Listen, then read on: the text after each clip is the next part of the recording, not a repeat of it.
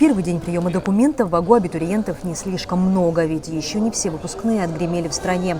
Но самые мотивированные пришли сегодня, чтобы написать заявление и похвастаться своим аттестатом. Его копию, медицинскую справку, а также справку из военкомата нужно сдать в приемную комиссию. Мы даем, получается, листик, заявление они заполняют. Сдают все справки, мы в папку кладем и все.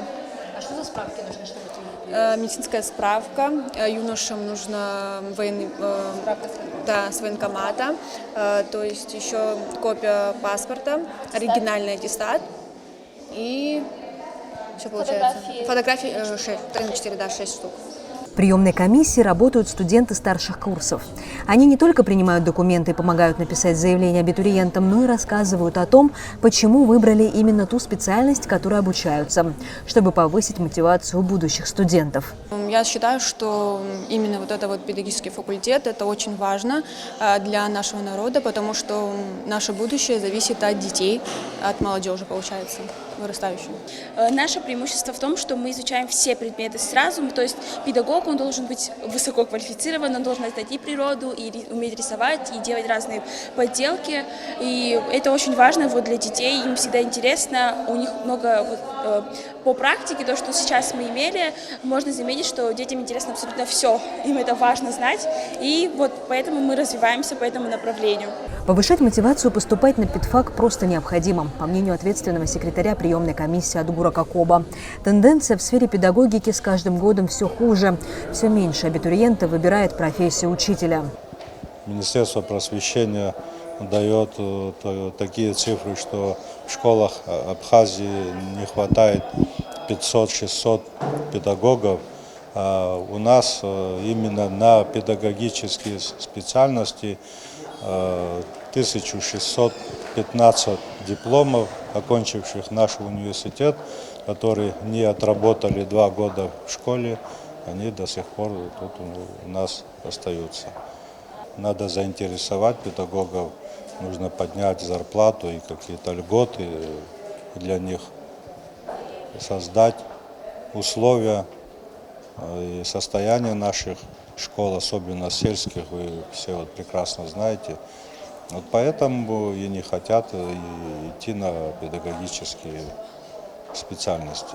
В АГУ ожидают в этом году больше притока абитуриентов по сравнению с прошлым годом, так как школы этим летом выпустили на 100 человек больше. При этом около 800 человек вуз может принять на первый курс, 400 на бюджетной основе и столько же на платной. По словам ответственного секретаря приемной комиссии АГУ Адгура Какоба, в этом году популярны все те же профессии, что и в прошлые годы. Как правило, самый большой конкурс у нас всегда наблюдается в последнее время на туризм, это такая востребованная, на экономические специальности, направления, на юридический факультет. Новая специальность появилась в этом году в АГУ на биолого-географическом факультете – фармация. В первый же день приема документов сюда пришло несколько человек, желающих обучиться востребованной сегодня и перспективной профессии фармацевта. Потому что она мне очень нравится, очень чисто все вокруг. Фармация все-таки связана с медициной. Мне всегда нравилось вообще все, что связано с медициной, поэтому и выбрала. А Дмитрий Эбраледзе решил получить образование в области графического дизайна. Юноша любит рисовать, а еще компьютеры. Будущую профессию выбирал, исходя из своих увлечений. Ну, с самого детства мне более-менее нравилось рисовать. И после этого я решил, что лучше я буду поступать тут на то, что я хочу. Ну, работа более-менее за компьютером, типа как веб-дизайн и вот такого. Все, кто подал документы, несмотря на то, какой факультет или сектор выбрали, сразу же отправляются на собеседование к преподавателям межфакультетской кафедры абхазского языка. По результатам собеседования определяется уровень владения родной речью и необходимое количество часов, чтобы подтянуть этот уровень до приемлемого. Начальный элементарный уровень у нас определенная программа, 210 часов. Они по окончанию сдают, с 2008 года у нас в университете сдают госэкзамены. Вот они заканчивают вот это 210 часов, в итоге сдают госэкзамен. Заканчивая базовый уровень, тоже определяем их знания по программе базового уровня. Заканчивая вот высокий уровень, тоже определяем по программе, заставленному нами вот на кафедре. По словам Альдуна Ажиба, они выявляют еще школы, где лучше или хуже преподают абхазский язык, а также преподавателей.